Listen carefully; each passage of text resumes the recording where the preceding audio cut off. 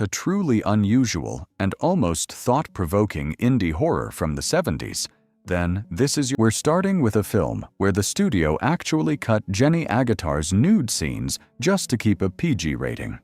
I don't know who was responsible for that call, but they probably belong in prison for it. This is Logan's Run. It should come as no surprise to anyone that we live in a society that worships youth above anything else. We put beauty and vitality on a pedestal while rejecting age and wisdom like they're some kind of disease. But Logan's Run takes this obsession to a terrifying extreme. In this world, everyone has a glowing gem embedded in their hand to keep track of their expiration date. The trouble starts when that gem begins to blink red. That means you are officially too old to live.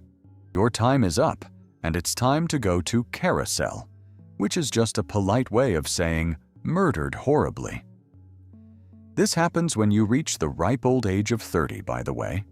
Naturally, these oppressive rules inspire our protagonist, Logan, to do exactly what the title says. He does a runner. But Logan isn't just a regular citizen. He's actually a Sandman, a member of the elite police force tasked with hunting down fugitives. Now the hunter has become the prey as he flees this utopia to find the truth about the outside world.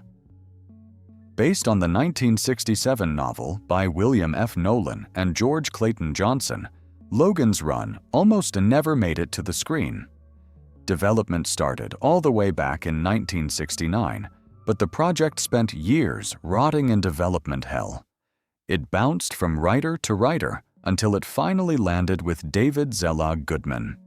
He threw out the old drafts and wrote a nearly brand new screenplay. His most practical move? Raising the age of death from 21, as it was in the original book, to 30. Mostly so they could actually cast established actors instead of just teenagers. As I mentioned, the version we have is a censored one. When they previewed the film for test audiences, the studio got nervous. They butchered a long sequence in the ice cave where Box asks Logan and Jessica to pose for ice sculptures. It was cut for extensive nudity because PG-13 didn't exist yet, and they desperately needed that PG rating to sell tickets. Other scenes vanished too, like a sequence of Francis hunting a runner alone or a brutal knockdown, drag-out fight between Jessica and Holly 13. Some of this survived as DVD extras, but for many scenes, the footage is just gone. By the time they were done, the budget had exploded from $3 to $9 million. In today's money, that's over $50 million. It was MGM's most expensive gamble in a decade, and the gamble paid off. In its first 5 days, it raked in $2.5 million, a massive win for 1976. It ended its run with $25 million in North America, effectively saving MGM from a mountain of debt.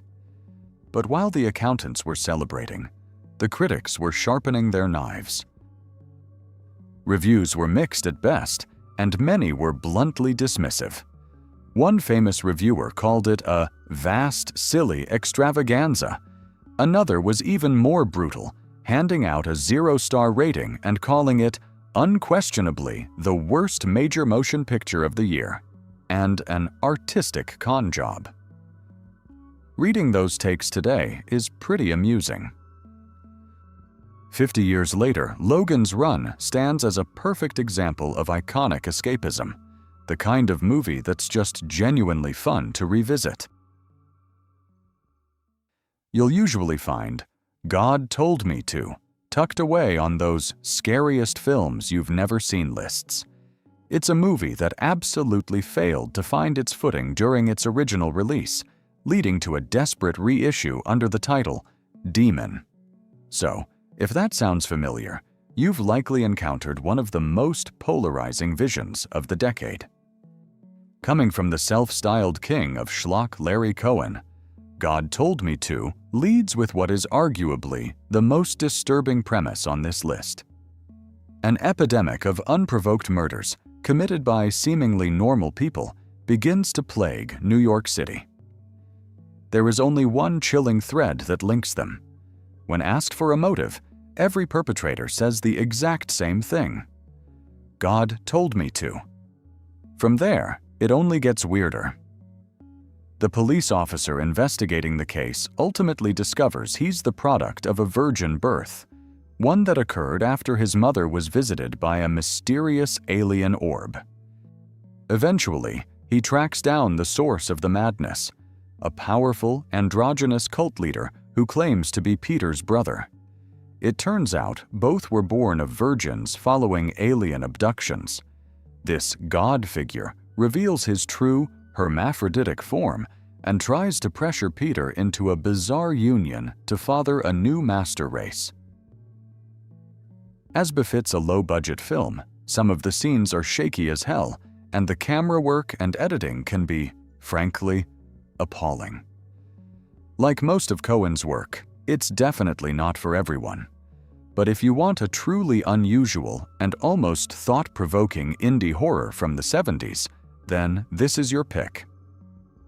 And here's a final piece of trivia for you. This film shares a somber connection with Taxi Driver. The legendary Bernard Herrmann was originally assigned to score it. According to Larry Cohen, Herrmann watched the first cut of the film immediately after finishing the recording sessions for Taxi Driver and was already making notes on the score. Tragically, he died within the next 15 hours. When Cohen later approached composer Miklos Roja to take over, Roja reportedly turned it down, saying, "God told me not to." In the end, both God Told Me To and Taxi Driver were dedicated to Herrmann's memory. This is a fun one. At the Earth's core is the second in a trilogy of Edgar Rice Burroughs adaptations by director Kevin Connor and starring Doug McClure.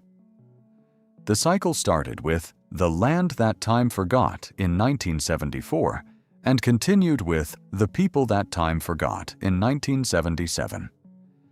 These are classic Lost World films, usually set in the Victorian era, and this one arguably has the finest opening of the bunch.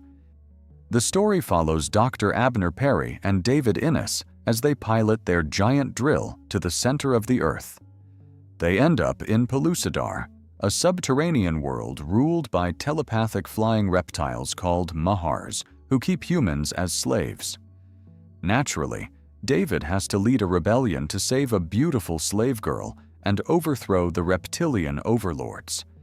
It starts strong, but honestly, the tension takes a hit the moment the first monster appears, mostly because it looks like a giant, slightly ridiculous bird. But even with the rubber suits, the film turned a decent profit, proving that 1976 audiences weren't running for the exits. And having the legendary Caroline Munro in the cast definitely helped the watchability. Trying to follow up a masterpiece like Westworld is a thankless task, and while Futureworld didn't exactly set the world on fire, it's a fascinating relic in its own right. We're back at the Delos Resort, where the corporate higher-ups are doing their best to convince the public that the previous robot uprising/massacre was just a minor PR hiccup. Their solution is a massive new expansion focused on the final frontier, offering everything from zero-gravity flights to skiing on the red dunes of Mars. To sell this new dream, they invite two journalists for an exclusive, all-access tour. One is happy to play along with the glossy promo, but the other smells a scandal beneath the chrome. Naturally, it's not long before the perfect simulation starts to rot at the seams, revealing that the park's management is playing a much more dangerous game than just high-end tourism. Even with that high-concept pitch, the critics were ruthless. One reviewer in the New York Times was so bored, he compared the experience to visiting a water treatment plant, famously stating that watching the film was about as much fun as running barefoot on AstroTurf. He even suggested that for actors like Peter Fonda and Blythe Danner, starring in this was the professional equivalent of going on welfare. Gene Siskel was slightly more balanced. He hated the dumb plot, but had to admit the movie featured some of the coolest gadgets since the peak of the Bond era. But despite the lukewarm reception, Futureworld ended up making history. In 1979, it became the first modern American film to get a general theatrical release in China. I actually featured The Man Who Fell to Earth in my recent video on X-rated sci-fi movies. I'll leave a link in the description if you haven't seen it yet. For those who have, forgive the slight repetition, but excluding this film from a 1976 retrospective would be a crime. Based on the 1963 novel, the project spent over a decade in limbo. It was optioned multiple times, even as a potential TV pilot, but nothing stuck until director Nicholas Roeg stepped in. Interestingly, before the legendary casting we know today, Roeg actually considered author Michael Crichton and Peter O'Toole for the lead role, but eventually he found his perfect alien. The story follows Thomas Jerome Newton, played by David Bowie, an alien who arrives on Earth on a desperate mission to find water for his dying planet. Using his superior intelligence, he builds a massive financial empire through advanced technology, all while secretly plotting a way to get back home. But Earth has a way of rotting even the best intentions.